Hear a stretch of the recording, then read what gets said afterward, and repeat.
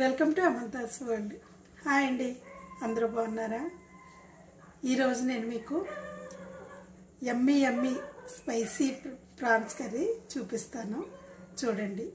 దానికంటే ముందుగా మీకు అందరికీ పేరు పేరున నా సబ్స్క్రైబర్స్ అందరికీ థ్యాంక్స్ చెప్తున్నానండి. ఇప్పటి వరకు 702 మెంబర్స్ యాడ్ అయ్యారు. చాలా థ్యాంక్స్ అండి. చాలా నన్ను ఎంతగానో ఎంకరేజ్ చేస్తున్నారు, సపోర్ట్ చేస్తున్నారు. ఇంకా నా ఛానల్ కనుక సబ్స్క్రైబ్ చేసుకోకపోతే దయచేసి చేసుకోండి. ఎందుకంటే నేను అన్ని ఇంట్లో ఉన్న ఐటమ్స్తోనే చాలా సింపుల్ రెసిపీతో మీకు ప్రతిదీ కూడా ప్రతి ఐటము సింపుల్గా నేను చూపిస్తున్నాను. అది సింపుల్గా ఉంటుంది, ప్లస్ టేస్ట్గా కూడా ఉంటుంది. అది నా నమ్మకం అండి. నేను చేసిన ప్రతి ఐటెం బాగుంటుంది అనేది నా నమ్మకం. అది మీకు కూడా నచ్చుతుందనే నేను అనుకుంటున్నాను. కాబట్టి ప్లీజ్ అండి, ఇంకా ముందుకి నాకు ఇంకా మీకు తెలుసు కదా, ఇంకా 300 నేను రీచ్ అవ్వాల్సి ఉంది. దయచేసి ఇప్పటి వరకు ఎలా అయితే నాకు సపోర్ట్గా ఉన్నారో ఇక ముందు కూడా అలా ఉంటారని నేను కోరుకుంటున్నానండి. Thank you. ఇప్పుడు మనకి ప్రాన్స్ కర్రీకి కావాల్సిన ఐటమ్స్ చూద్దాము. ప్రాన్స్ కర్రీకి కావాల్సినవి రొయ్యలు 1 కిలో అండి. 1 కిలో రొయ్యలు తీసుకున్నాను. దానికి ఒక 1/2 కిలో వరకు ఉల్లిపాయలు, పచ్చిమిరపకాయలు, కరివేపాకు. ఇవి మనం ఆనియన్స్ ఎంత ఎక్కువ వేసుకుంటే అంత బాగుంటుందండి. ఈ 1/2 కిలోకి కొంచెం ఎక్కువే ఉండొచ్చు. కాబట్టి మనం ఆనియన్స్ చూసి వేసుకోవచ్చు. మనం ఎక్కువ వేసుకుంటే చక్కగా గ్రేవీగా వస్తుంది. దానికి మనము అల్లం తక్కువ వేసుకుంటాము, వెల్లుల్లి ఎక్కువ వేసుకున్నాను. అల్లం వెల్లుల్లి. నెక్స్ట్ గరం మసాలా ఏంటంటే చిన్న చెక్క, దాల్చిన చెక్క, లవంగాలు ఒక 3-4 తీసుకోండి.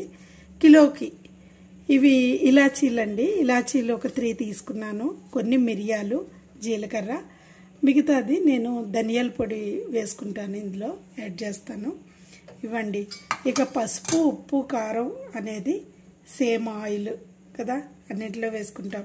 అది కామన్ కాబట్టి ప్రత్యేకంగా చెప్పనవసరం లేదు. ఇక టమాటాలు ఒక 4 తీసుకున్నాను.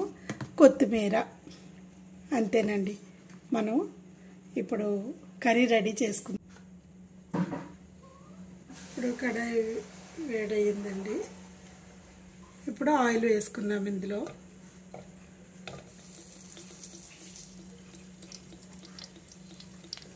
చూడండి, వేడెక్కగానే నేను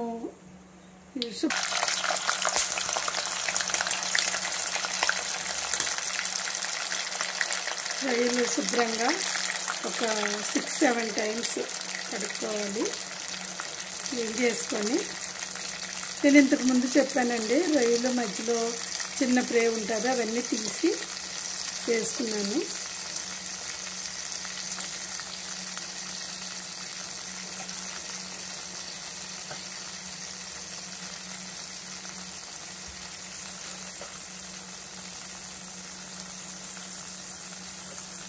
ఇప్పుడు ఒక్కసారి ఇలా కలుపుకోవాలి.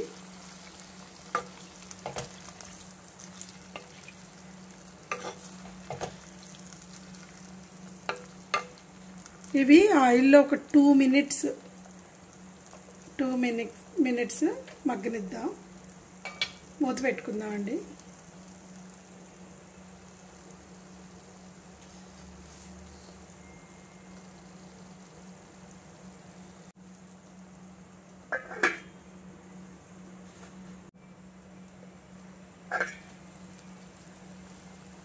రొయ్యలు ఒక 2 మినిట్స్ ఆయిల్లో ఉడికాయి కదా. ఇప్పుడు చూడండి, ఈ రొయ్యల్లో ఉన్న కొంచెం వాటర్ ఉంటుంది.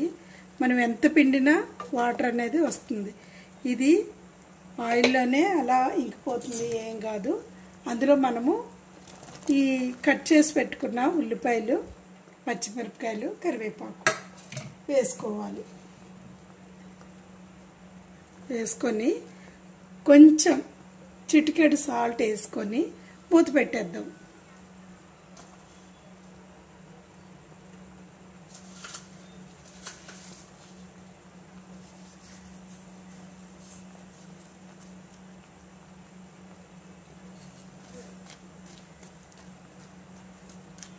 ఇది మూత పెట్టేసాం కదండి.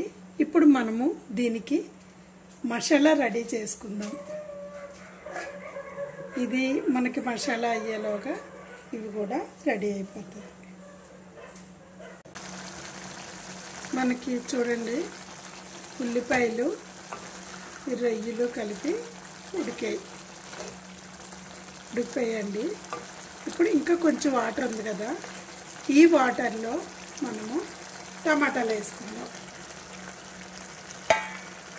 తరిగిపెట్టిన టమాటాలు కూడా వేసుకొని ఒక్క 5 మినిట్స్ మగ్గబెట్టుకోవాలి.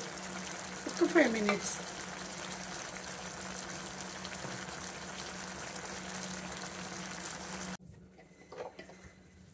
మనకి కర్రీ రెడీ అవుతుంది కదండి. మీకు ఒక చిన్న పొడుపు కథ అడుగుతాను. కర్రీ అయ్యేలోగా మీరు ఆలోచించండి. పొడుపు కథలు అనేవి మనకి చాలా మంచిదండి. థింకింగ్ స్కిల్ పెరుగుతుంది. అంటే మన మెదడు చురుకుగా పనిచేస్తుందంట పొడుపు కథల వల్ల. అంటే ఎవరైనా ఒక పొడుపు కథ అడిగారు అనుకోండి, చూడండి వెంటనే మనం ఆలోచించడం మొదలు పెడతాం. ఇలా ఆలోచించడం వల్ల మన బ్రెయిన్ షార్ప్ అవుతుందని అంటారు. కాబట్టి ఈ పొడుపు కథలు అనేవి చాలా మంచిది. కాబట్టి నేను మిమ్మల్ని ఇప్పుడు ఒక పొడుపు కథ అడుగుతాను. మీరు కర్రీ అయ్యేలోగా ఆలోచించి నాకు చెప్పండి. ఓకేనా? మీరైతే ఆలోచించండి. నేను లాస్ట్లో చెప్తాను మీకు. లాస్ట్లో కాదు, సారీ, నెక్స్ట్ మళ్ళీ ఈ వీడియోలో నేను మీకు ఆన్సర్ చెప్తాను. అది ఈలోగా మీరు ఆలోచించి కమెంట్ పెట్టండి. రాకపోయినా మీరు తెలుసుకోండి. పొడుపు కథ ఏంటంటే, ఆకు వేసి అన్నం పెడితే ఆకు తీసేసి భోంచేస్తాం.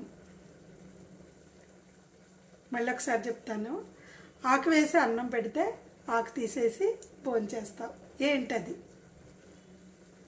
మీకు ఆలోచిస్తే, బాగా ఆలోచిస్తే తెలుస్తుంది ఆన్సరు.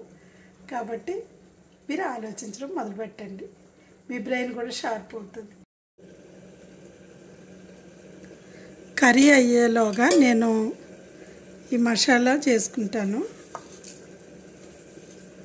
మనకి అది ఉడికిపోయేలోగా ఇది రెడీ అయిపోతుంది.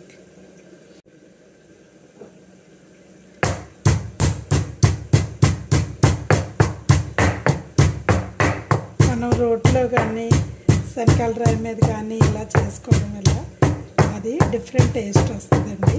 చాలా బాగుంటుంది.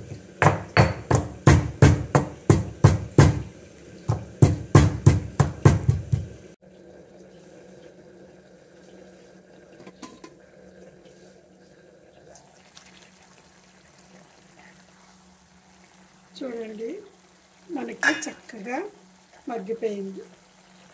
ఉల్లిపాయలు, పచ్చిమిరపకాయలు, కరివేపాకు, టమాటాలు, రొయ్యలు ఇవన్నీ చక్కగా మగ్గిపోయాయి. చూడండి.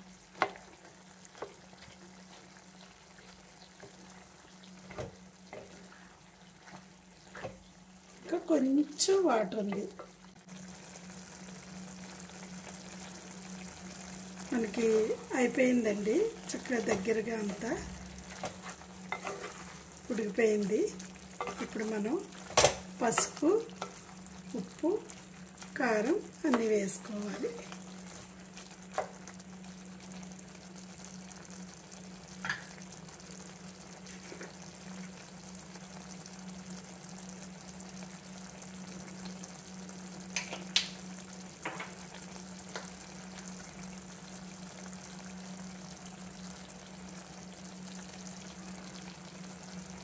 కారం మనకి స్పైసీ కావాలనుకుంటే ఆల్రెడీ మసాలా వేసుకుంటాం కాబట్టి కొంచెం కారం తగ్గించుకోవడమే మంచిది.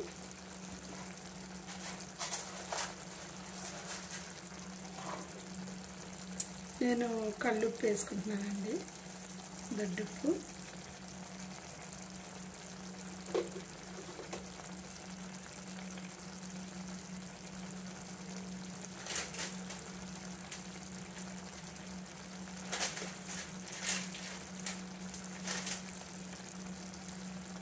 కొంచెం ధనియాల పొడి,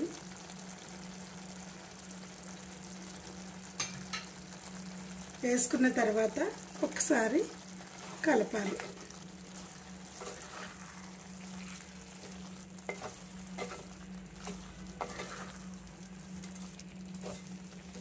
మనం ఉప్పు కారం వేసిన వెంటనే ఏ కర్రీలో అయినా సరే అవి వేసిన వెంటనే మనం వాటర్ వేయకూడదు.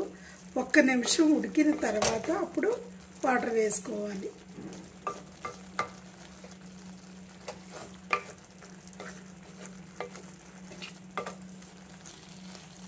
ఇప్పుడు 1 నిమిషం మూత పెట్టుకుందాం.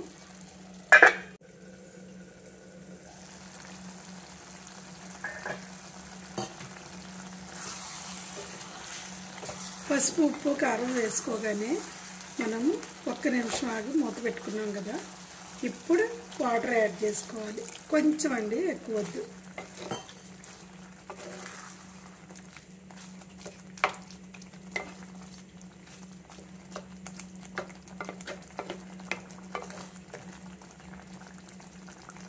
రొయ్యలు కాబట్టి చాలా తొందరగా ఉడికిపోతాయి.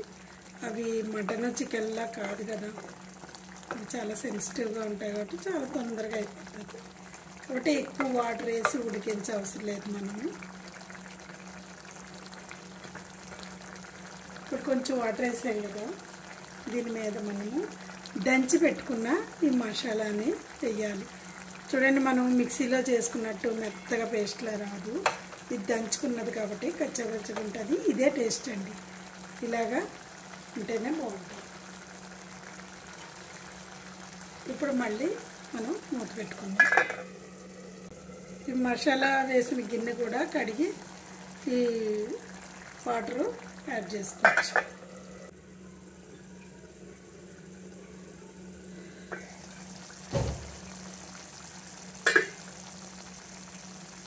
కర్రీ రెడీ అయిపోయిందండి, చక్కగా దగ్గరకు అయిపోయింది. మనకి ఏ కర్రీ అయినా ఉడికిందో లేదో తెలుసుకోవడం చాలా ఈజీగా తెలుసుకోవచ్చు. ఎలా అంటే ఆయిల్ పైకి కనిపిస్తుంది అన్నమాట. ఆయిల్ అంతా పైకి వచ్చి కనిపిస్తే కర్రీ అయిపోయిందని మనకు అర్థమైపోతుంది. చూడండి, ఆయిల్గా ఉంది కదా, చాలా మంచి స్మెల్ వస్తుందండి. ఫ్లేవర్ చాలా బాగుంది.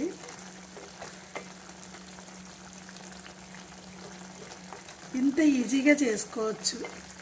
మనం నాన్ వెజ్ అయినప్పటికీ దాన్ని ఐరన్ పడి ఆ మసాలాలు ఇవి అవి పుల్లు ఏం అవసరం లేదండి. చాలా సింపుల్గా చేసుకోవచ్చు, అవి కూడా టేస్టీగా ఉంటాయి. ఇప్పుడు నేను కొత్తిమీర కట్ చేయనండి, నేను ఇలా ఉంచుకొని వేసుకుంటాను.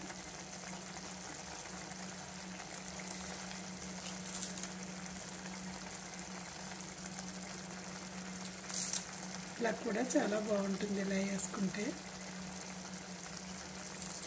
మనం కొత్తిమీర వేసుకున్న తర్వాత స్టవ్ బంద్ చేసుకోవచ్చు, ఇంక ఉడికించే అవసరం లేదు.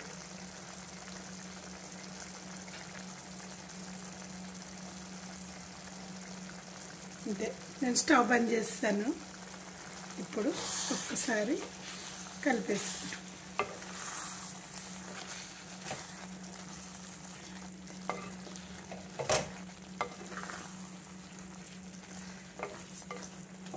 ఒకసారి ఉప్పు చూస్తానండి, ఉప్పు చూసుకుంటాను. నాకు తెలిసి చాలా అంతా కరెక్ట్గానే అవుతుంది.